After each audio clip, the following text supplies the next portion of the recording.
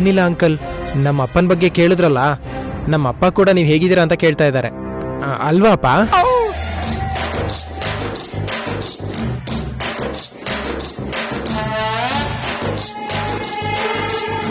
ಪಾಪ ಮಾತ್ ಬರಲ್ಲ ಅಲ್ವಾ?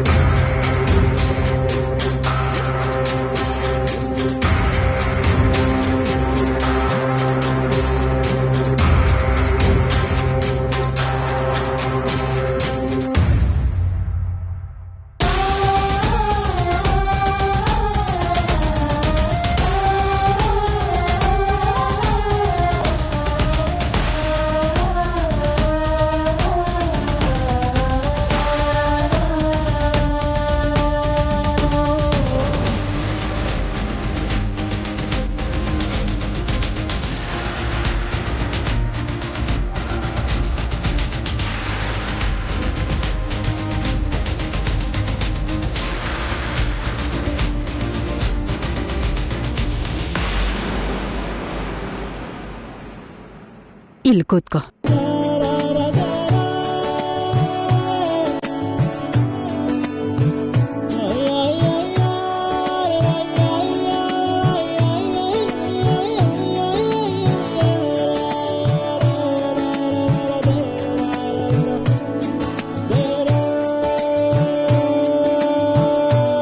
ಫೋನ್ ಮಾಡ್ತಿದ್ದ ಹಾಗೇನೆ ನನ್ ಮಾತಿಗೆ ಆಗಲ್ಲ ಅಂತ ಹೇಳ್ದೆ ಬಂದ್ಬಿಟ್ಟೆ.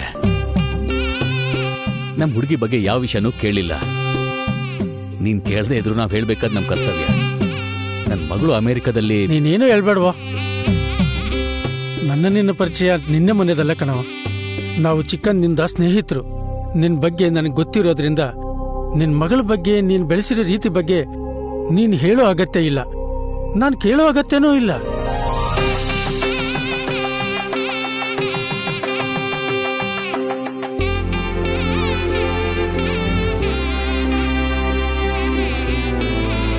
ನಮ್ಮ ಹುಡುಗನ ಬಗ್ಗೆ ಏನಾದ್ರೂ ಕೇಳದಿದ್ರೆ ನೀನೇ ಕೇಳು. ಏನೋ ನಿನಗ್ ನನ್ ಬಗ್ಗೆ ಇರೋ ನಂಬಿಕೆ ನನಗ್ ನಿನ್ ಬಗ್ಗೆ ಇಲ್ಲ ಅಂತಿದ್ಯಾ? ನಾನ್ ಕೂಡ ಏನ್ ಕೇಳೋ ಅಗತ್ಯನೇ ಇಲ್ಲ.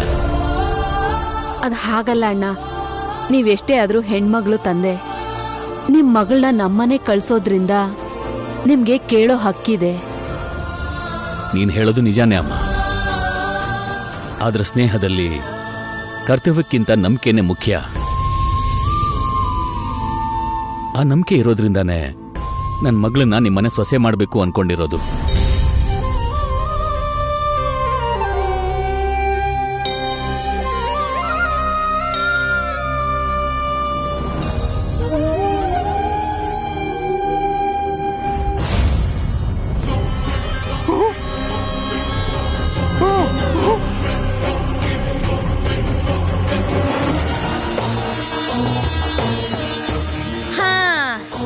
ಚೆನ್ನಾಗಿದೆ, ತುಂಬಾ ಚೆನ್ನಾಗಿದೆ. ಅವ್ರು ಕರೆಯೋದು, ನೀವು ಓಡೋಡಿ ಬರೋದು.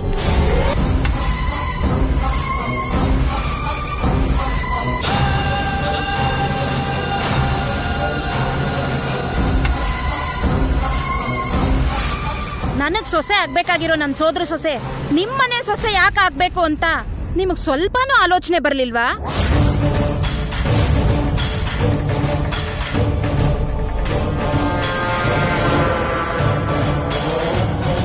ಎದ್ದೇಳಿ.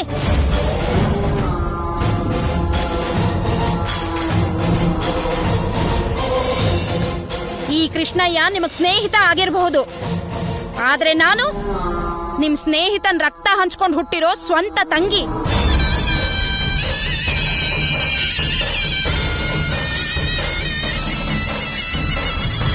ಅವನು ನನ್ನ ಮಗ, ನನ್ನ ಅಣ್ಣನಿಗೆ ಸ್ವಂತ ಸೋದರಳಿಯ.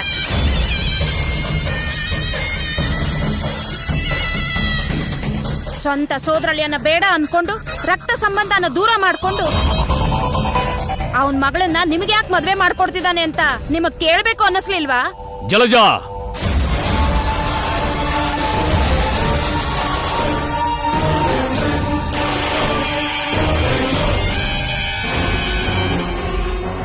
ನೀನೇನ್ ಮಾತಾಡ್ತಿದ್ಯಾ ಅಂತ ನಿನ್ಗೆ ಅರ್ಥ ಆಗ್ತಾ ಇದೆಯಾ? ನನಗ ಅರ್ಥ ಆಗೇ ಮಾತಾಡ್ತಾ ಇದ್ದೀನಿ. ಅವ್ರಿಗೂ ಕೂಡ ಅರ್ಥ ಆಗ್ಲಿ ಅಂತಾನೆ ಹೇಳ್ತಾ ಇದ್ದೀನಿ. ಏನೇ ನೀನ್ ಹೇಳೋದು? ಹೆಣ್ಮಗಳನ್ನ ಹೇಗ್ ಬೆಳೆಸ್ಬೇಕು, ಯಾರು ಕೊಟ್ಟು ಮದ್ವೆ ಮಾಡ್ಬೇಕು ಅನ್ನೋದು ನಮಗ್ ಗೊತ್ತಿಲ್ವಾ? ಹೆತ್ತ ಮಗಳನ್ನ ತಂಗಿ ಮಗನ್ಗೋ ಅಕ್ಕನ್ ಮಗನ್ಗೋ ಮಾತ್ರ ಕೊಟ್ಟು ಮದ್ವೆ ಮಾಡ್ಬೇಕು ಅನ್ನೋ ರೂಲ್ ಏನಾದ್ರೂ ಇದ್ಯಾ? ನಾನು ರೂಲ್ಸ್ ಬಗ್ಗೆ ಮಾತಾಡ್ತಾ ಇಲ್ಲ. ಸ್ನೇಹದ ಮೇಲೆ ನಂಬಿಕೆ ಇದೆ ಅಂತ ಹೇಳಿದ್ ನಿನ್ ಮಗನ್ಗೆ ರಕ್ತ ಸಂಬಂಧದ ಮೇಲೆ ನಂಬಿಕೆ ಇಲ್ವಾ? ಆ ಮಾತನ್ನ ನಿನ್ ಮಗನ ಕೇಳೋದ್ ಬಿಟ್ಟು ನನ್ನ ಯಾಕೆ ಕೇಳ್ತಾ ಇದೀಯಾ?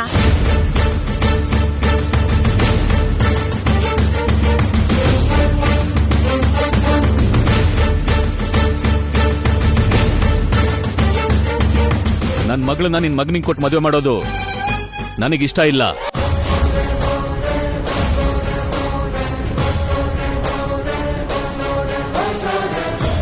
ನಿನ್ ಮಗಳನ್ನ ನನ್ ಮಗನಿಗೆ ಕೊಡದೆ ಬೇರೆಯವ್ರಿಗೆ ಕೊಟ್ಟು ಮದ್ವೆ ಮಾಡೋದು ನನಗೂ ಇಷ್ಟ ಇಲ್ಲ.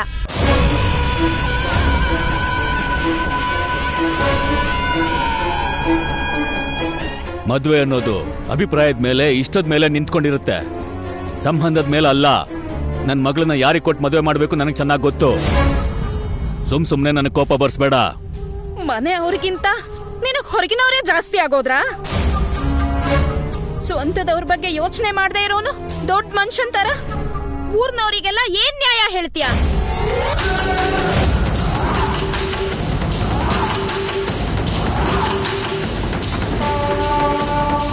ಆ ಹುಡುಗನಲ್ಲಿ ಇರೋದೇನು, ನನ್ ಮಗನಲ್ಲಿ ಇಲ್ದೇ ಇರೋದೇನು? ಆ ಹುಡುಗನ್ಗಿಂತ ನನ್ ಮಗನಲ್ಲಿ ಏನ್ ಕಡಿಮೆ ಇದೆ ಹೇಳಣ್ಣ?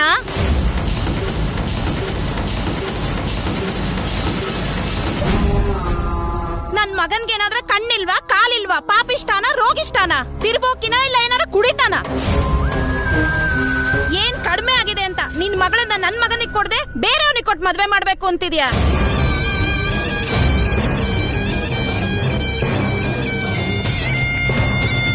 ನಿನ್ ಕಣ್ಣಿಗೆ ಸ್ನೇಹಿತನ್ ಮಗ ಹೀರೋ ತರ, ತಂಗಿ ಮಗ ವಿಲ್ಲನ್ ತರ ಕಾಣಿಸ್ತಾ ಇದ್ದಾನ?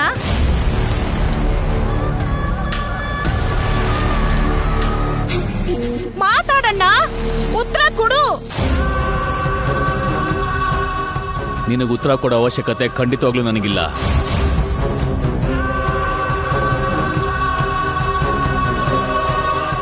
ಜನ್ಮ ಕೊಟ್ಟ ತಂದೆಯಾಗಿ ನನ್ನ ಮಗಳ ಜೀವನದ ಬಗ್ಗೆ, ಅವಳ ಭವಿಷ್ಯದ ಬಗ್ಗೆ ನನಗೆ ಹಕ್ಕಿದೆ. ಅವಳ ಜೀವನದ ಬಗ್ಗೆ ಮಾತಾಡೋ ಹಕ್ಕು ನಿನಗಿಲ್ಲ. ಹೌದು, ಮಗಳು. ಯಾಕೆ ಮಗಳಿಗೊಂದ್ ನ್ಯಾಯ, ತಂಗಿಗೊಂದ್ ನ್ಯಾಯನಾ? ನಿನ್ ಮಗಳ ಥರಾನೇ ನಿನ್ ತಂಗಿ ಬಗ್ಗೆನೂ ಯೋಚನೆ ಮಾಡಿದ್ರೆ ನನಗ್ ಬೇಡ್ಕೊಳ್ಳೋ ಗತಿ ಬರ್ತಿತ್ತಾ? ಇದಕ್ ಕಾರಣ ನೀನಲ್ವಾ? ಜಲಜಾ, ತಲೆ ಕೆಟ್ಟೋರ್ ತರ ಮಾತಾಡ್ಬೇಡ.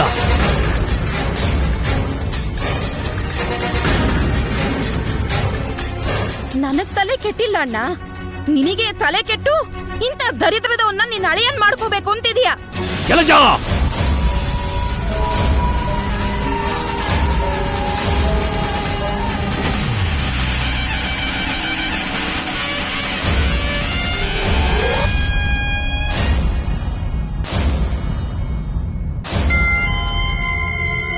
ಹೊಡೆಯಣ್ಣ, ಯಾಕೆ ನಿಲ್ಲಿಸ್ಬಿಟ್ಟೆ? ನನ್ ಮಗನ್ ಬಿಟ್ಟು ಇವನು ಕರ್ಕೊಂಬಂದಾಗ್ಲೇ ಇದ್ದ ಗೌರವ ಹೋಯ್ತು. ಈಗ ಹೊಡೆದ್ರೆ ಹೊಸ್ತಾಗ ಹೋಗೋ ಮರ್ಯಾದೆ ಏನಿದೆ? ಹೊಡಿ.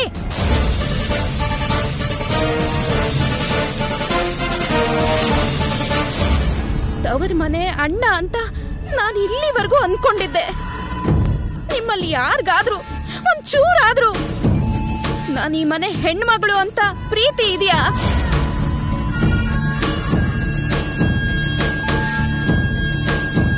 ಇನ್ನು ನಾನು ಬದುಕಿದ್ ಯಾರನ್ನು ಉದ್ಧಾರ ಮಾಡ್ಲಿ? ಇಷ್ಟ ಅವಮಾನ ಆದ್ಮೇಲೆ ಯಾಕೆ ಬದುಕಿರ್ಬೇಕು? ನಾನು ಈಗಲೇ ಸತ್ತು ಹೋಗ್ತೀನಿ, ಈಗಲೇ ಸತ್ತು ಹೋಗ್ತೀನಿ. ನನ್ನ ಹೆಣದ ಮೇಲೆ ನಿನ್ ಮಗಳ ಮದುವೆ ಮಾಡು.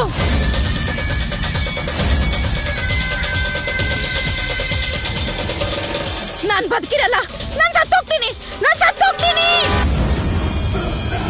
ನಾನು ಈಗಲೇ ಸತ್ತೋಗ್ತೀನಿ.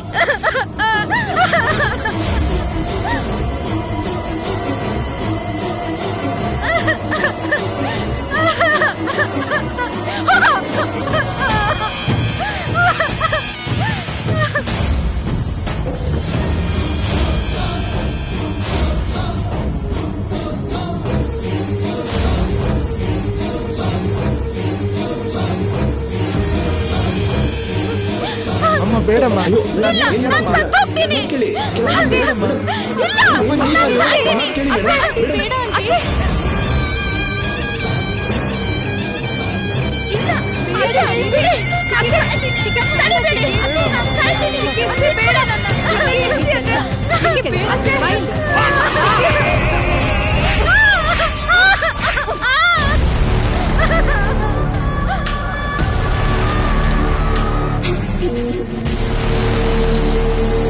ನಿಂಗೇನಾದ್ರೂ ಹುಚ್ಚಿಡ್ದಿದ್ಯಾ? ಯಾಕೆ ಹೀಗ್ ಮಾಡ್ತಿದ್ಯಾ?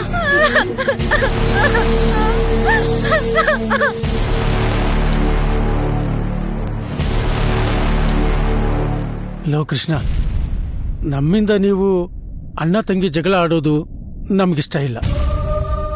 ನಿಮ್ಮ ಮನೇಲಿ ಈ ಥರ ಸಮಸ್ಯೆ ಇದೆ ಅಂತ ಗೊತ್ತಿದ್ದಿದ್ರೆ ನಾವು ಬರ್ತಾನೆ ಇರಲಿಲ್ಲ. ನಮ್ಮನ್ನು ಕರೆದಿದ್ದಕ್ಕೆ ಥ್ಯಾಂಕ್ಸ್ ಕಣೋ. ಹೋಗಿ ಬರ್ತೀವಿ, ಬನ್ನಿ. ಲೋ ನಿಂತ್ಕೊಳ್ಳ. ನಮ್ಗೆ ಅರ್ಥ ಆಗತ್ತೆ ಅಣ್ಣ, ನಾವೇನೂ ಅನ್ಕೊಳ್ಳೋದಿಲ್ಲ.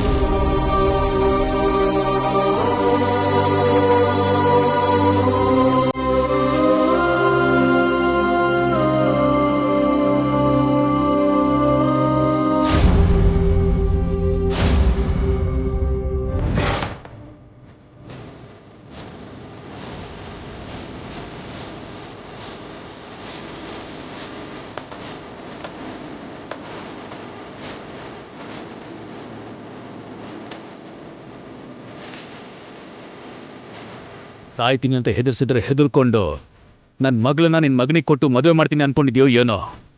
ನಿನ್ನ ಆಟ ನನ್ನ ಹತ್ರ ನಡೆಯೋದಿಲ್ಲ. ಹುಟ್ಟಿದ ಮನೆ ಅಣ್ಣ ಅಂತ ಏನನ್ನು ಹೇಳ್ತಾ ಇದೆಯಲ್ಲ, ಮತ್ತೆ ಈಗ ಈ ಮನೆ ಬಗ್ಗೆ, ಈ ಅಣ್ಣನ ಗೌರವದ ಬಗ್ಗೆ ಯೋಚನೆ ಮಾಡಿದ್ಯಾ? ನನ್ನ ಬಗ್ಗೆನೇ ಯೋಚನೆ ಮಾಡದೇ ಇರೋಳು ಇನ್ನು ನನ್ನ ಮಗಳ ಜೀವನದ ಬಗ್ಗೆ, ಅವಳ ಭವಿಷ್ಯದ ಬಗ್ಗೆ ಏನು ಯೋಚನೆ ಮಾಡ್ತೀಯ? ಇಂಥ ಬುದ್ಧಿ ಇರೋ ನಿನ್ ಮನೆಗೆ ಸೊಸೆಯಾಗಿ ನನ್ನ ಮಗಳನ್ನ ನಾನು ಹೇಗೆ ಕಳಿಸ್ಲಿ ಹೇಳು? ನೀನ್ ಎಷ್ಟೇ ನಾಟಕ ಆಡಿದ್ರು ನನ್ನ ಮಗಳನ್ನ ನಿನ್ ಮಗನಿಗೆ ಕೊಟ್ಟು ಮದುವೆ ಮಾಡೋದಿಲ್ಲ. ಇಷ್ಟು ಹಠ ಮಾಡಿದ್ದಕ್ಕೆ ನೀನ್ ಕುತ್ತಿಗೆ ಹಿಡಿದು ಮನೆ ಆಚೆ ನೂಗ್ಬೇಕು. ಒಂದು ಹೆಣ್ಣು ಮಗಳಾದ್ರಿಂದ ನಾನು ಆ ಕೆಲಸ ಮಾಡೋದಿಲ್ಲ. ಆದ್ರೆ ನೆನ್ಪಿಟ್ಕೋ, ಇನ್ನೊಂದು ಸಲ ನನ್ನ ಮಗಳ ವಿಷಯದಲ್ಲಿ ಈ ತರ ಏನಾದ್ರೂ ನಾಟಕ ಆಡಿದೆ ಅನ್ಕೋ, ತಂಗಿ ಅಂತನೂ ನೋಡಲ್ಲ. ಹುಷಾರ್.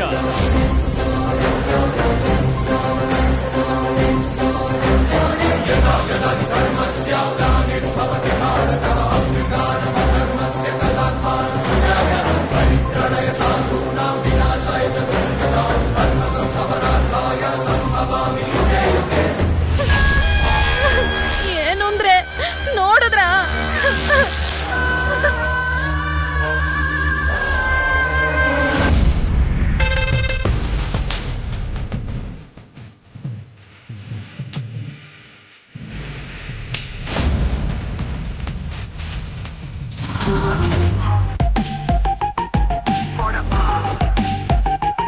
ನೀನು ನಿಜ ಹೇಳ್ದೆ ಹೋದ್ರೆ ನನಗ್ ಗೊತ್ತಾಗಲ್ಲ ಅನ್ಕೊಂಡಿದ್ಯಾ?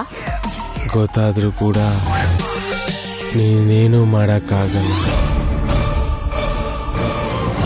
ನಾನೇನು ಮಾಡಕ್ಕಾಗಲ್ಲ ಅನ್ಕೊಳ್ಳೋದು ನಿನ್ನ ಭ್ರಮೆ.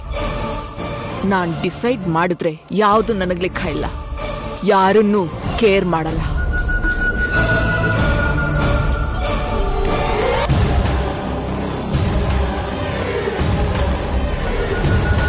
ಮೇಡಮ್,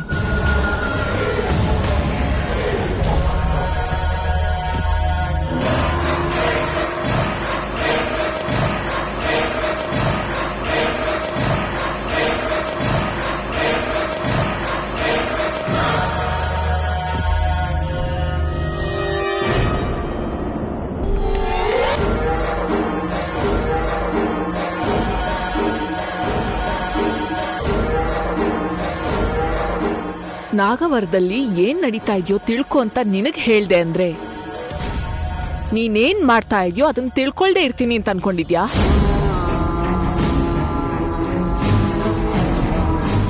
ನಂಬಿಕೆ ಇರೋ ಕಡೆ ಮೋಸ ಕೂಡ ಇರತ್ತೆ ಅಂತ ನನಗ್ ಗೊತ್ತು. ಅದಕ್ಕೆ ನಿನ್ನಂಥವ್ರನ್ನ ನಂಬಿರೋ ತರ ನಟಿಸ್ತೀನಿ ಹೊರತು ನಾನ್ ಯಾರನ್ನು ನಂಬಲ್ಲ. ನನಗ್ ನಿಜ ಹೇಳ್ದೆ ತಪ್ಪು ಮಾಡ್ತಾ ಇದ್ಯಾ ಅಂತ ನಿನ್ ಕಣ್ಣೇ ಹೇಳ್ತಾ ಇದೆ. ನಿಜ ಹೇಳು. ಅಂದ್ರೆ ಮೇಡಮ್ಗೆ ಉಂಗುರದ ವಿಚಾರ ಗೊತ್ತಾಗೋಯ್ತಾ? ನಿಜ ಹೇಳ್ದೆ ಹೋದ್ರೆ ನಾನೇನ್ ಮಾಡ್ತೀನಿ ಅಂತ ನಿನಗೂ ಗೊತ್ತಲ್ವಾ? ಹೇಳ್ತೀನಿ ಮೇಡಮ್. ಬಂಗಾರದ ಮೇಲೆ ಆಸೆಯಿಂದ ಈ ಆದಿತ್ಯ ಅವ್ರ ಕೈಲಿದ್ದಿದ್ದು ಉಂಗ್ರ ನಾನು ನಾನೇ ಕದ್ದಿದ್ದು ಮೇಡಮ್. ಈ ಆದಿತ್ಯ ತಂಗಿ ಭಿಕ್ಷೆ ಬಿಡ್ತಿದ್ದಾಗ ನನ್ನ ಹೆಂಡತಿ ಅವಳಿಗೆ ಭಿಕ್ಷೆ ಹಾಕ್ತಿದ್ದಾಗ ಅಕಸ್ಮಾತಾಗಿ ಉಂಗುರನ ಅವಳ ಜೋಳಿಗೆ ಹಾಕ್ಬಿಟ್ಲು ಮೇಡಮ್.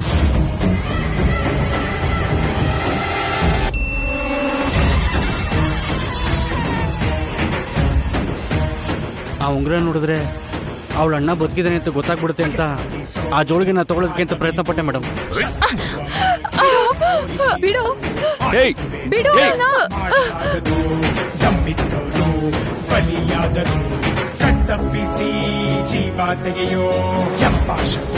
ಅದಾಗದೇ ಇದ್ದಿದ್ದಕ್ಕೆ ಅವಳ ಹತ್ರ ಇದ್ದಿದ್ದು ಉಂಗ್ರನ ಹೆಂಗಾರು ಮಾಡಿ ತಗೊಳ್ಳೋಣ ಅಂತ ಅನ್ಕೊಂಡೆ ಮೇಡಮ್. ಹಗೆಯನ್ನು ಉರಿಸಿ ವಂಚಿಸಿ ಸುಡುವ ಸೇಡಿನ ಬೆಂಕಿಯ spot spot spot spot spot spot spot spot. ಆದ್ರೆ ಸಿಗಾಕೊಂಡ್ಬಿಡ್ತೀನಿ ಅಂತ ನನ್ನ ಭಯದಲ್ಲಿ ತಗೊಳಕ್ಕಾಗ್ಲಿಲ್ಲ ಮೇಡಮ್. ಇವ್ರ ತಂಗಿ ಯಾವುದೋ ಹುಡುಗನ್ ಕರ್ಕೊಂಡು ನಮ್ಮನೆಗೆ ಬಂದಿದ್ವಿ ಮೇಡಮ್.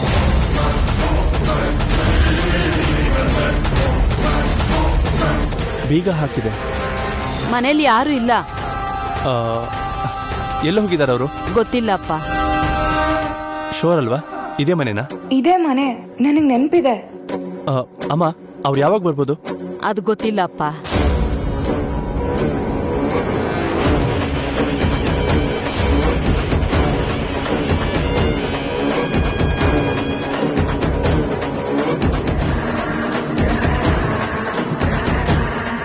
ಅವ್ರು ಮತ್ತೆ ಬಂದು ಕೇಳ್ತಾರೆ ಅನ್ನೋ ಭಯದಲ್ಲಿ ನನ್ನ ಹೆಂಡತಿ ಊರೇ ಬಿಟ್ಟು ಹೊಟ್ಟೋದ್ಲು ಮೇಡಮ್.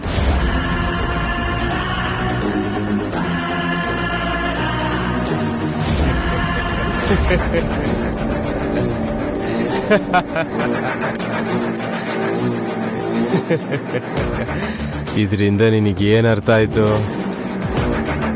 ಇವನ್ ಕಳ್ತನ ಮಾಡಿದ ಉಂಗ್ರ ನನ್ನ ತಂಗಿಗೆ ಸಿಕ್ತು ಅಂದ್ರೆ ಆ ದೇವ್ರೆ ನನಗೆ ಸಹಾಯ ಮಾಡ್ತಾನೆ ಅಂತ ನಿನಗೆ ಈಗಲಾದ್ರೂ ಅರ್ಥ ಆಯ್ತಾ? ನಾನು ಉಂಗ್ರ ಸಿಕ್ತು ಅಂದ್ರೆ ನಾನು ಬದುಕೇ ಇದ್ದೀನಿ ಅನ್ನೋ ವಿಷಯ ನನ್ನ ತಂಗಿಗೆ ಗೊತ್ತಾಗತ್ತೆ.